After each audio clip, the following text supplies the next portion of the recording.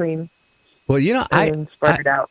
I swear. See, the house I'm in right now, back in the I bought it in late 90s. About 10 years before that, it literally burnt down to the ground, and they rebuilt it.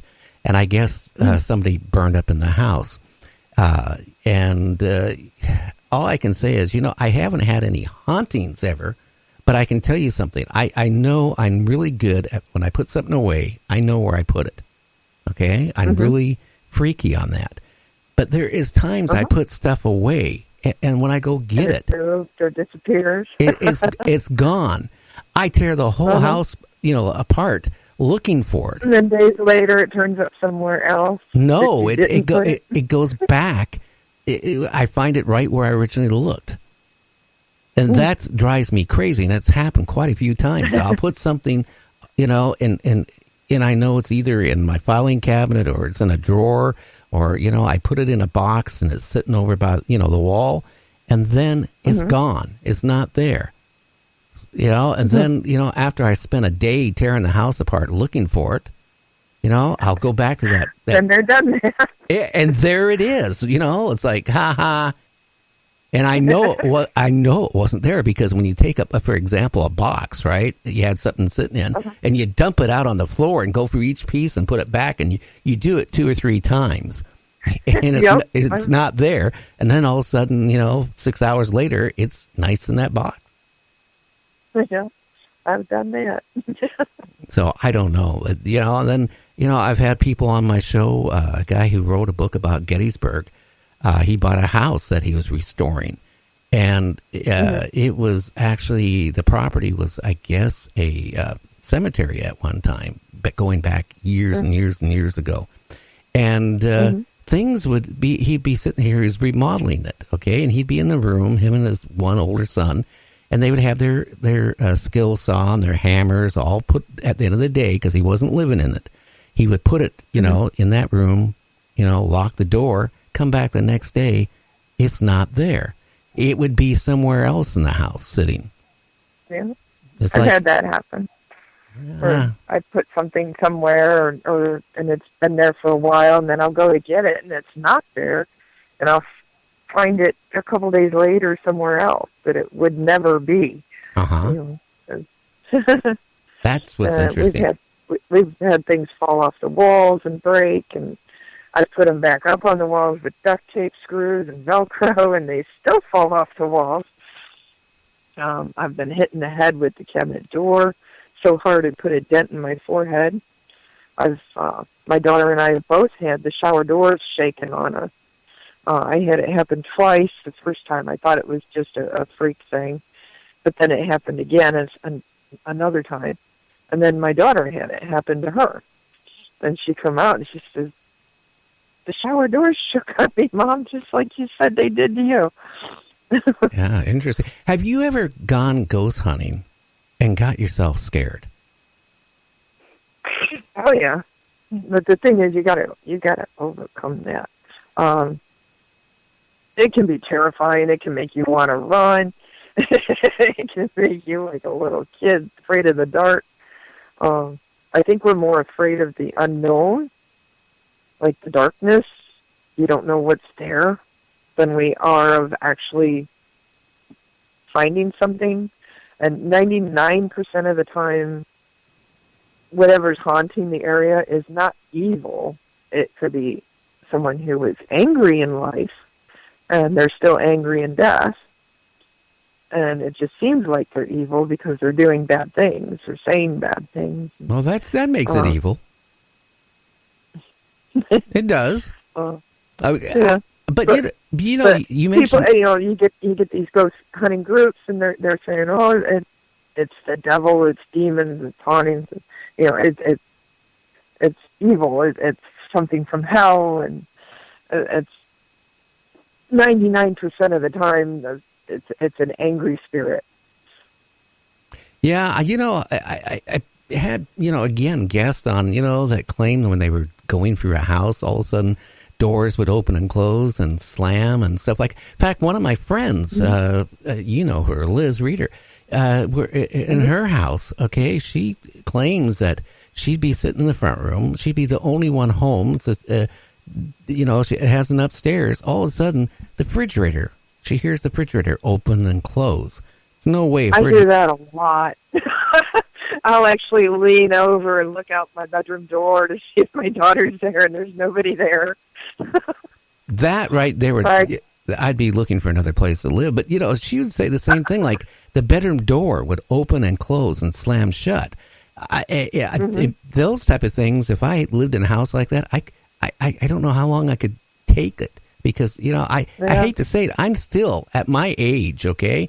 If I watch a scary movie, okay, and I'm kind of like a little bit, in that type of mood, if I hear a weird noise outside my window, because we're on a mini farm and you hear like all these weird animals at night, like possums and all raccoons, they make weird noises.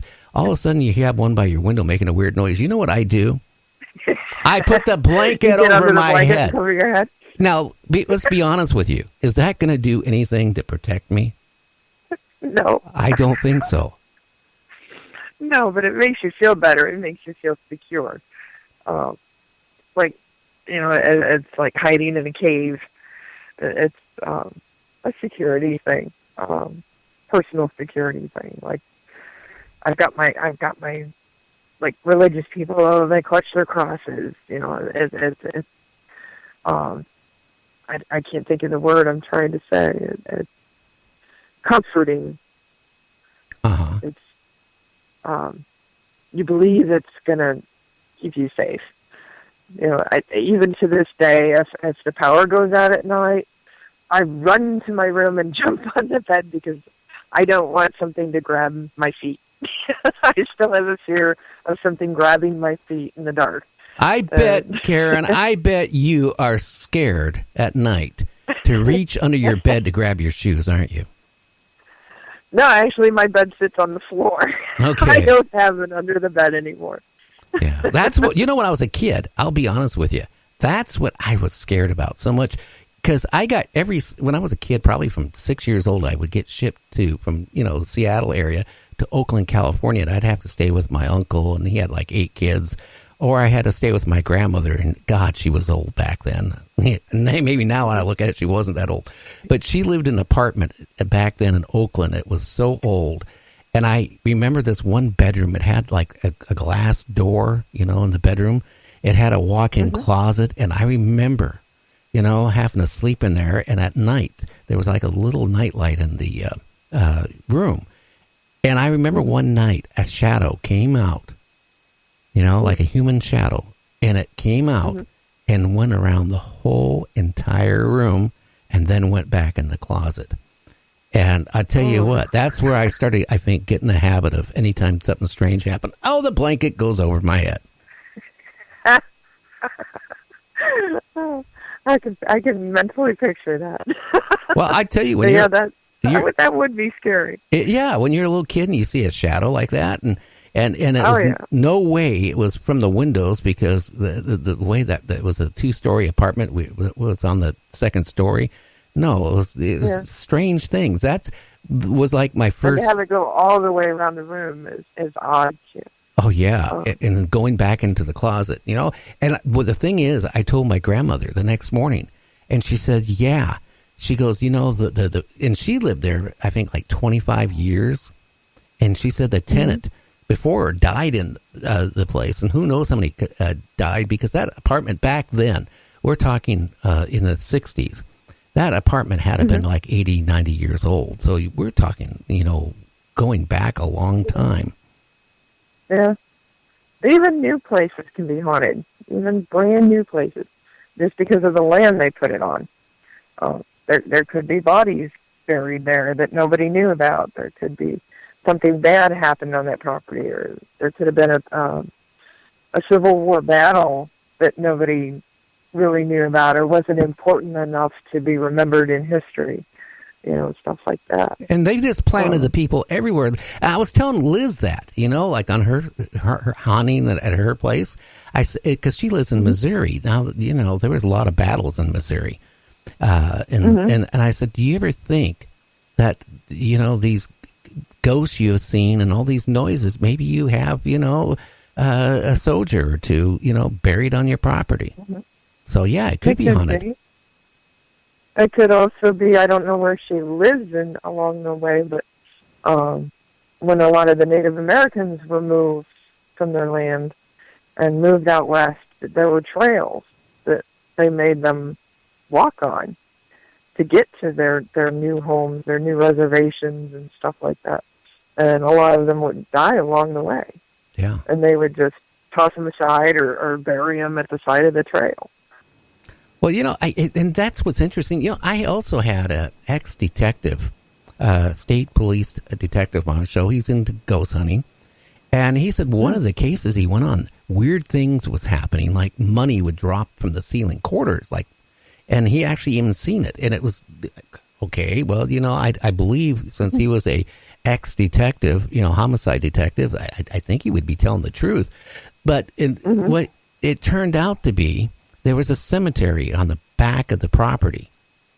And what they did is got a ground, radar. Ground penetrating radar. Yeah. Found out, you go out their sliding back door of their house, and there was bodies, in their backyard. They're probably under the house, too. Probably, or so, and then you start wondering why things happen, you got there's no closure there, maybe with some of these people that passed on, and here they are in your backyard. So I don't know. And do you actually, I wonder, in a lot of states, do you have to disclose if your house is haunted when you go to sell it? Not all states. Some specify that the person has to ask if a murder or anything else happened in the house, or if just someone died in the house, or if that the house has been reported as being haunted. A lot of states, you have to ask the sales agent. They don't have to tell you automatically without you asking. Some, they do have to tell you. I don't know which, every state is different. Well, a lot of them, they don't have to tell you unless you ask. Well, I'll tell you one thing. It'd be horrible to buy a house and found out the family before you bought it were all murdered in it, Yeah. That's my holy grail of haunted places, supposedly haunted places. It was the Amityville house on Long Island. Now, do you? I would love to go in that house and just walk around with the spirit box and see if we get anything. I've always been fascinated by that story, and I know most of it's Hollywood, but I do know from speaking with the one Lutz boy that some of it was true. Yeah, I mean, his mean, knowledge anyway. Again, somebody buys a house like that, and all of a sudden their personality could just change because when they realize what they bought and how bad it was, what happened in there. Maybe, a lot of that could be just, their emotions playing up, too. Yeah. I think most of it is the family that died there, the Fayos. I think if there is any haunting there, besides the land it's on, I would think that the house itself would be mostly from the murdered family, especially the children. Now, Karen, have you ever ran across anything like Thunderbird or Mothman or anything you ever saw in the sky that you couldn't describe what it was? Yeah, when I was a little kid, the closest thing to a cryptid maybe, or maybe a living dinosaur. Sounds wacko, I know. When I was at probably about 10 or 11, we lived in Connecticut at the time. I was walking down the street, and there was woods all around me on both sides of the road. And I saw this thing out of the corner of my vision. I looked up, and I swear to God, it looked like a pterodactyl. It was huge, and it had these leathery bat-like wings, and the sharp, pointy face with the thing coming out of the back of its head, like almost like another beak. But oh my God! And it was just all of a sudden it was just there, and I freaked because that what do they call it? Instant